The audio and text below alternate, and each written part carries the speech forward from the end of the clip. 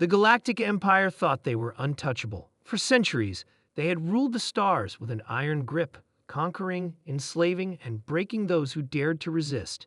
They believed themselves to be gods, but gods do not fear.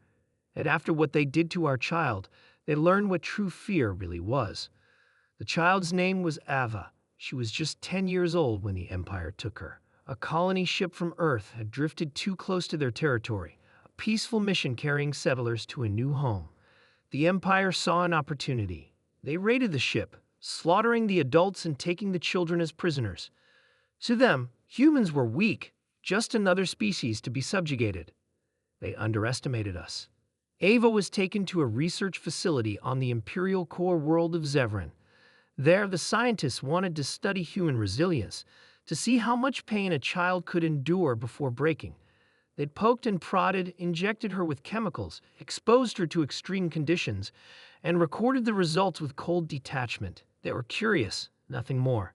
To them, she was just a test subject. But Ava did not break. She did not beg. Even when they burned her skin, even when they starved her, even when they locked her in the darkness, she did not give them the satisfaction of surrender. Instead, she whispered one thing over and over in her own language. They're coming.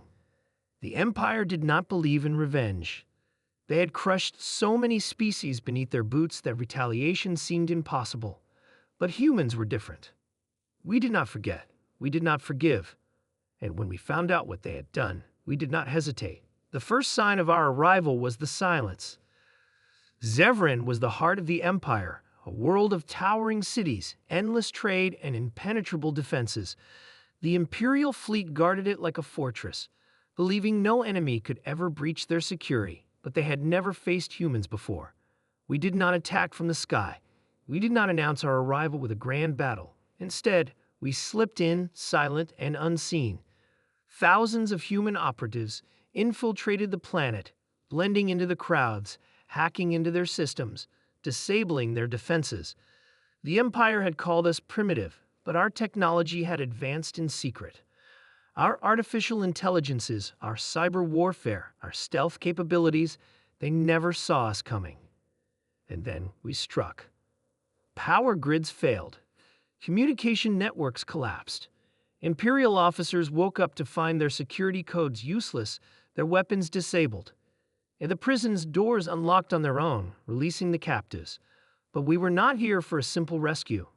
No, we were here to teach them what hell looked like. We released the virus first, a digital plague that spread through their infrastructure, turning their own machines against them.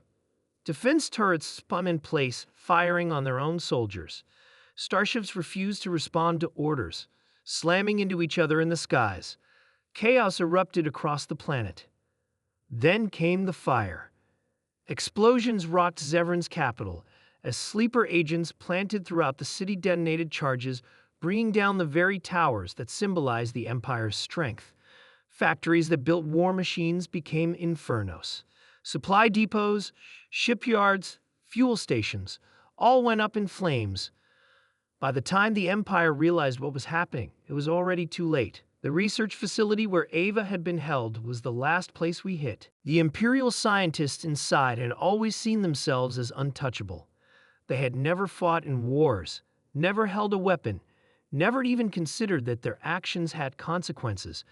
They were safe on Zevran, far from the battles waged by their soldiers. But we were not soldiers. We were something far worse. We stormed the facility, cutting through their guards like shadows in the dark. No alarms rang, no reinforcements came. The Empire's forces were too busy trying to put out the fires consuming their city. And then we found her. Ava was locked in a glass cell, her body weak, her face pale. But her eyes, those fierce, unbroken eyes, lit up when she saw us. We broke the glass. One of our operatives, a woman named Lieutenant Sarah Connors, wrapped Ava in a thermal blanket and held her close. "You're safe now," she whispered. "We've got you." Ava nodded, resting her head against Sarah's shoulder. Then, with the softest voice, she asked a question. "Did you make them afraid?" Sarah looked at the room full of trembling scientists. She smiled. "Yes, sweetheart, we did." By the next morning, Zevran was in ruins. The Empire's capital was unrecognizable, its rulers either dead or fleeing in terror. We did not stay to gloat. We had come for Ava, and we had made our point. But our war was far from over. The destruction of Zevran was a message, a warning. The Empire had always believed in conquest and control. Now they learned the cost of their cruelty. Whispers spread across the galaxy. Other species, once too afraid to rise against their oppressors, began to resist. Small rebellions turned into full-scale uprisings. The Empire tried to regain control, but the cracks had already formed. We knew they would come for us, that they would seek vengeance. But we were ready. Humanity had never sought war, but we had never shied away from it either.